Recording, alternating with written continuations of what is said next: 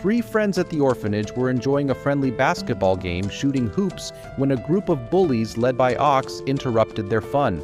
Kelvin decided to take on the bigger bully in a one-on-one game, wagering his jersey. Unfortunately, he lost, and the bullies cruelly ripped his jersey to pieces. The orphanage director, Mr. Biddleman, regularly forced the children to sell chocolate bars outside the Los Angeles Knights stadium. Though it seemed unfair, this task gave the kids a chance to watch the games on the big screen. However, with the team losing, chocolate sales suffered, and Mr. Biddleman punished the kids by taking away their TV privileges. Kelvin tried to cheer up the Knights coach by offering him a chocolate bar. Surprised to see a young boy working so late, the coach bought one for $20. Kelvin hesitated to accept, doubting that the money truly supported the orphanage as Mr. Biddleman claimed. Impressed by Kelvin's honesty, the coach gave him free tickets to an upcoming game. At the orphanage, Ox scoffed at the idea that older kids like them could ever get adopted, insisting that potential parents only wanted babies.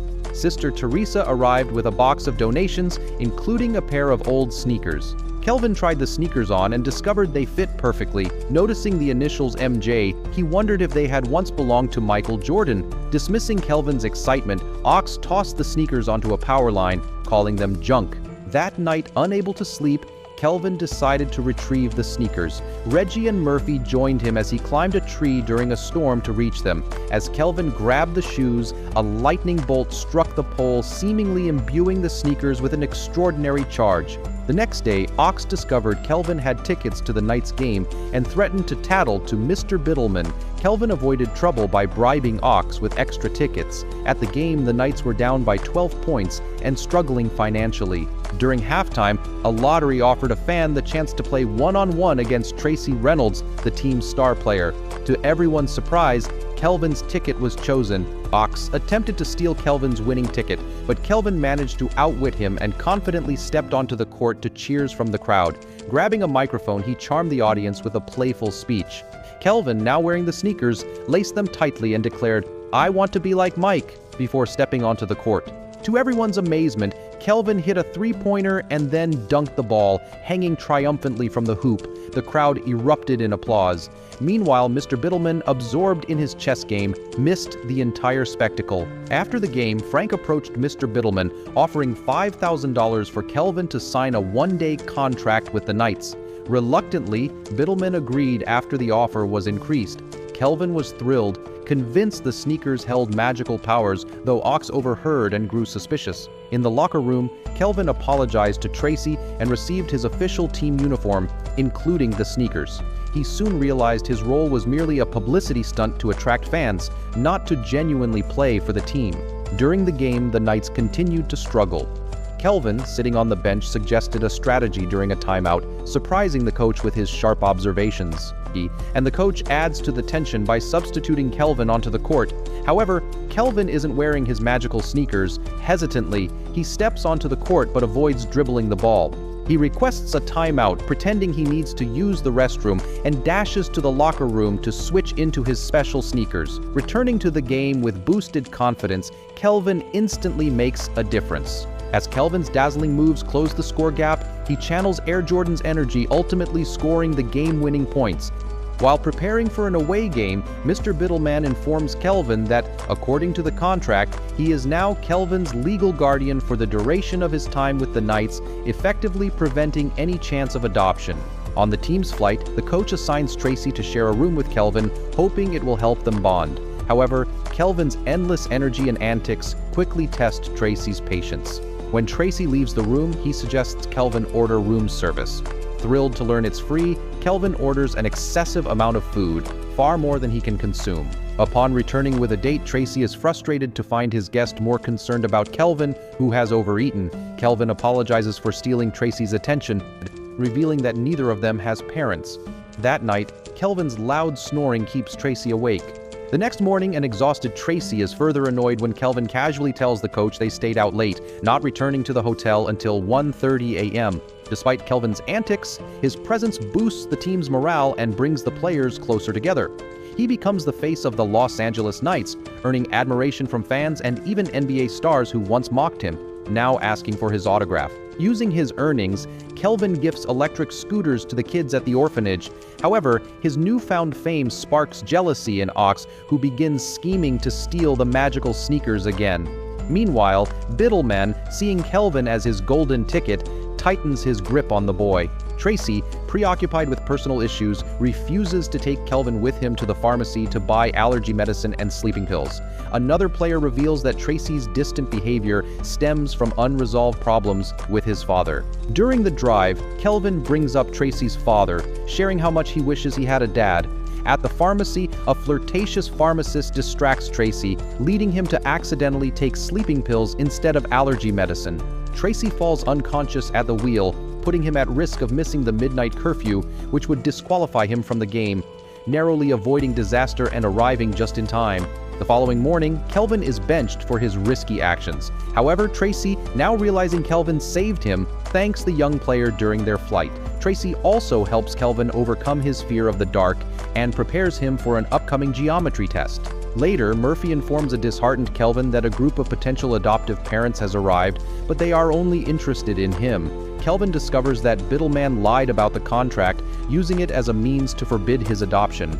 The troublemakers convince Kelvin that his fame is the only reason people want to adopt him. They assure him they'll find him the perfect parents, but the candidates turn out to be a mix of actors, soldiers, hippies, Rastafarians, and other eccentric individuals. They suggest that Kelvin would be better off staying at the orphanage with his friends. Later, Kelvin visits Tracy's mansion and is blown away by its opulence. Kelvin vents his frustrations to Tracy, his friend is angry with him, the potential parents were disappointing, and he has an upcoming geometry test that he's certain to fail.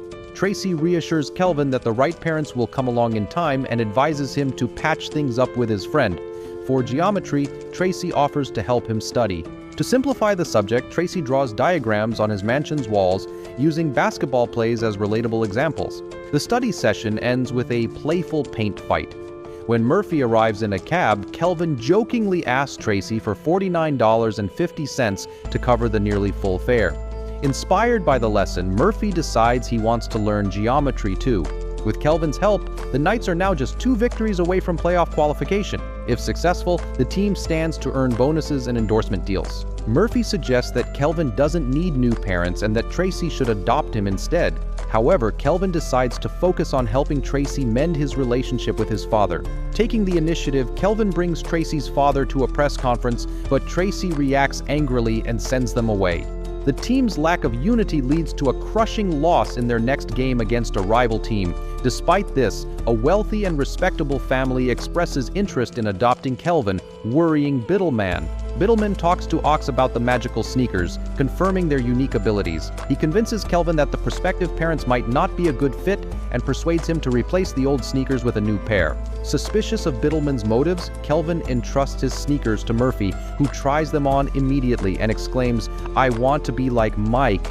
However, during a jump, the sneaker's power throws Murphy off balance. Biddleman and his cronies intimidate Murphy, even burning a photo of his mother until the boy reveals the sneaker's hiding place. Meanwhile, Kelvin causes chaos while dining with the wealthy family. Confident in his scheme, Biddleman places a $100,000 bet on the Raptors, anticipating Kelvin's poor performance without the sneakers. The wealthy family tells Kelvin they will finalize the adoption the next day, making him officially a Boyd. Tracy, after making peace with his father, comes to speak with Kelvin, but leaves upon seeing the Boyd family. Murphy calls Kelvin in a panic, revealing the sneakers are locked in Biddleman's safe. Kelvin, realizing they're not in his bag, steals a vehicle and rushes back to the orphanage. As the game begins, Kelvin rallies the orphanage kids to ambush and tie up Biddleman, demanding the safe's combination. Ox steps in, and despite Biddleman pleading for help, Kelvin reminds Ox that he's part of their team, not Biddleman's. Offended by being called an idiot, Ox sides with the kids and reveals he memorized the safe's combination. Kelvin retrieves his sneakers, and the orphanage kids race to the stadium on scooters. Meanwhile, Biddleman contacts the bookmaker, who sends men to stop the kids from interfering. Just as Kelvin dropped his sneakers, Murphy, who had fallen behind earlier, appeared just in time to save the day. Near the stadium entrance, Biddleman tried to block Kelvin's way, but Kelvin quickly knocked him out by hurling a scooter at him. As Kelvin ran onto the court, the Knights were already down by 21 points. The crowd erupted in cheers at the sight of him. Tracy persuaded the coach to let Kelvin into the game. With the miracle kid on the team, the Knights immediately started closing the gap. Unfortunately, during a chaotic play, Kelvin's magical sneakers tore apart. Kelvin confessed to Tracy that his success had been entirely due to the sneakers and not his talent. Tracy brushed off his concerns, telling him there was no time for self-doubt and urging him to focus. Tracy's confidence in him motivated Kelvin to give it his all. During a timeout, Kelvin revealed to the team that this would be his final game, as he planned to go back to living as a regular kid. Without the magical sneakers, Kelvin struggled at first, but used his quick thinking and creativity to help the team secure the game-winning 2 points, sending the Knights to the playoffs. Though Kelvin was proud of the win, he felt a tinge of sadness knowing he might never see his teammates again. Meanwhile, Tracy was overjoyed that Kelvin had finally found a family. However, the boys who had been waiting for Kelvin in the parking lot were left behind when Kelvin decided to return to the orphanage. Back at the orphanage, Kelvin told Ox that the most memorable part of his journey wasn't the fame or the games, but the all-you-can-eat feasts in the hotel. To everyone's surprise, Tracy showed up at the orphanage with the entire Knights team, announcing that they would now sponsor the home. After the big game, Biddleman disappeared under mysterious circumstances, with rumors circulating that he had failed to pay off his debts. Watching Kelvin and Tracy bond, Murphy couldn't help but feel a pang of jealousy. In an unexpected twist, Tracy decided to adopt both Kelvin and Murphy, making their dreams come true. Over time, even Reggie found a loving family of his own.